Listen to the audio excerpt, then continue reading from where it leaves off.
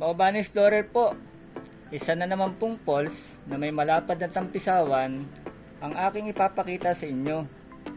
Dito lang po ito sa kahabaan ng malaking sapa ng Kalimba. Para po sa inyong kaalaman, ito po ay tagong sapa na nasa unahan lang ng kilalang Bisibis Falls. Na sa totoo lang, ang mga falls po dito ay kasing gaganda din ng huli kong nabanggit. Hindi nga lang po sila pansin dahil hindi gaanong tanaw mula sa dagat at sa bagong gawang kalsada.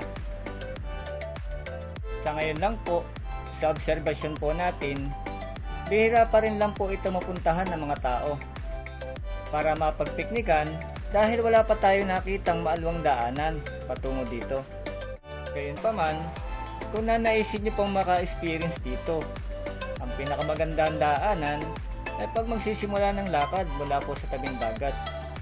Lalakarin lang po ng mga 20 minutes or less pagkababa ng bangka mula sa bayan.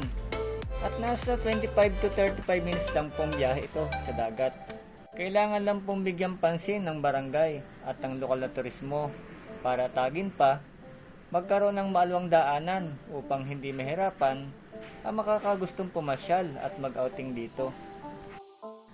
Pwede rin naman pong dito kayo magmula kung land travel naman ang type nyo.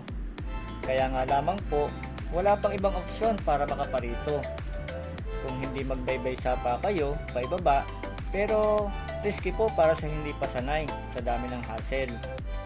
Tulad nito, may matatarik at madulas, may mga masukal na daraanan at iba pa. Pero kung falls adventure din naman po ang pakay nyo, ay okay na rin. At sure, swak no swak kung gusto nyong maka-encounter ng iba't ibang forma ng falls tulad ng mga ito. O ha? Ano pong sa inyo, mga viewers? Katuwa lang tingnan. Bukod sa mga yan, madami na rin po kayong mapapagpili ang pwestuhan tulad ng mga ito at madami pang iba. O di po ba? Gaganda no? Mga pictures pa nga lang po iyan. Hayaan nyo. At next segment ng video ito, doon po natin mapapanood ang mga yan. Dito lang po muna tayo magsimula sa ibaba sa sinasabi kong may malapad na tampisawan. So tara! At ituturo ko na kayo. Tulad po ng aking sinabi, kalimites sa sapa ang daan. At ito, mga ganito may part na masukal pa. Mahirap ng konti dahil sa ngayon ay hindi pa nagagawa ng maalwang daan. Pero sige lang, sa tulad ko, paliwala lang yan. Explorer nga tayo eh. At nandito tayo para maipakita sa inyo kung ano meron dito. Tulad nito, may mga magagandang lagas-lasan. At ito, ang unang falls sa daraanan. Dito pa lang, parang ang sarap ng magbabad. Konting lakad na lang po mula dito ay naroon na tayo sa target destination. Ito na, sumunod na falls with wide tampisawan. Ayan, dito na po tayo. Ganda. Kalibang lang panoorin pagbagsak ng mga tubig sa iba't ibang parte. At ang paligid, madami din mga puno. Kaya may bahagi makandong na kahit sa katarikan ng araw, kung dito kayo pupwesto, sure, mawiwili kayo.